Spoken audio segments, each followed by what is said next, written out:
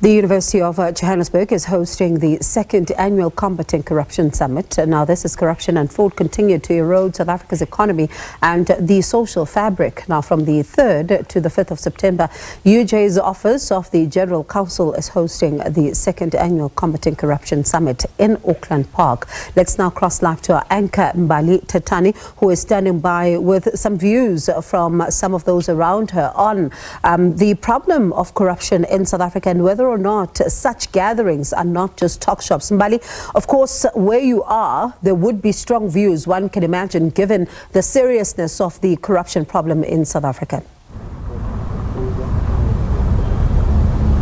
Certainly, Bongi, of course, as the issues around corruption continues to grip the country, we find ourselves here at the EWJ Park in Rosebank, and we're trying to ascertain some of the views of the public, particularly at a time where the University of Johannesburg is holding that summit over 3 days to try and find strategies of how South Africa can find themselves trying to find ways of eroding the country of corruption. I'm going to bring in now a group of young people which we have found here at this park in Rosebank, and I'm going to start off with my first guest over here, and his name is Mlungisi. Mlungisi, I mean, right now the University of Johannesburg is holding a summit, and that summit is looking at issues around corruption. Maybe let's try and get your thoughts around corruption in the country. What are your thoughts around the issues and problems that we are faced with as a nation when it comes to corruption? And do you think that these kind of summits can resolve some of the problems we are faced with? I think they can. First and foremost, okay, corruption is a big thing here in our country.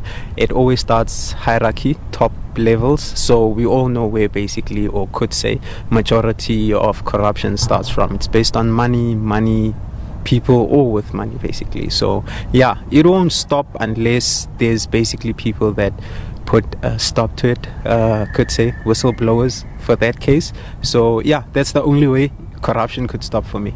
All right, Kumbelo, we've just heard now from your friend Mlungisi talking about issues of corruption. He's also touching on issues around accountability. What are your thoughts when it comes to issues around corruption in this country? And do you think that as we gather together under one roof, that we will be able to solve some of these problems? No, definitely. I think he's right as well, that it starts at the high top. But also, I've also noticed that even at a very low level, there is corruption there. You'll find that maybe at schools, there could be a school out there where the teachers are not attending to the children, and you find that there's chaos that's happening there. So we bridge such things, you see. So such things are they come from a lack of I could say maybe money for some other people, but yeah, it can be solved if we address things like maybe education, if we address things that are important to build nations. It is a good thing that we are talking about it. That's one thing I love about our democracy, that we get to sit down and talk and we can do something. But at the end of the day, this is a deeply rooted problem, and I don't think it can be eradicated.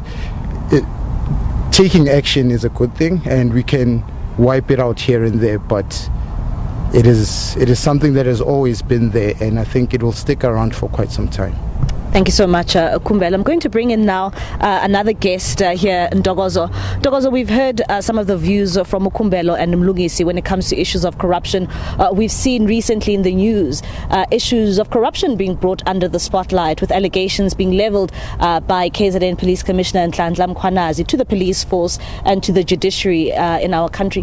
When it comes to the issues around corruption in this country, what are your thoughts on it? And do you think that as we sit down and we try and dissect these problems, that they can be resolved? Thank you, Mbali. I wouldn't want to mirror the views of Kumbelo and Mlungisi that have spoken before me. I have actually lost all hope when it comes to crime in this specific country where I grew up, because I've seen how it has grown, how its roots has reached even the lowest of the bunch, you understand me? So I don't think one summit can take shape. We've had a lot of summits in this country. We've had a lot of commissions yes, there have been a lot of accusations, who did this, who did that, but there's never been a resolution, you know.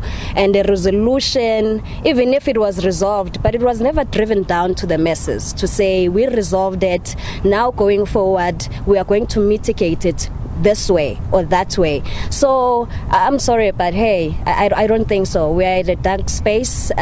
This is a dark time for South Africa. This is a dark time for our kids as well. So hey, I'm not feeling so positive. Yeah. All right, and Obakeng, she's not feeling positive around the issues of corruption and that they can be resolved in this country. What are your thoughts? I also don't feel positive around that, but I think with these summits that are happening, or the summit that's happening, it does bring attention to actually what is a big issue, which is corruption, which, as we've mentioned, it starts from the high, but I think now, because of these summits, we'll have to then reduce talking about it. Maybe let's have more actioning happening to it and have more results, because I think strategies have been into place, but we can't strategize for over decades. I think we need to get to a resolution. All right. Thank you so much, Obakeng.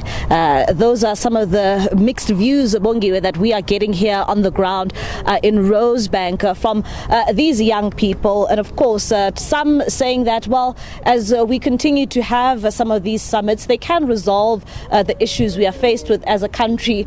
But some also talking and highlighting issues around that we continue to have dialogue and we continue to talk. And these are some of the issues that have also come out from that national convention in which we saw take place not so long ago, where some are saying that, well, they are tired of having dialogue. It's time that we bring about the much needed solutions in this country. I'm also just going to quote here from the Corruption Perceptions Index for 2024, and it says that South Africa scored 41 out of 100 countries, and of course remaining unchanged from the previous year. So this score basically placing South Africa on the 82nd position out of 180 countries, indicating perceived stagnation in anti-corruption efforts. So really, it seems as if we've still got a long way to go when it comes to trying to address the issues of corruption in South Africa.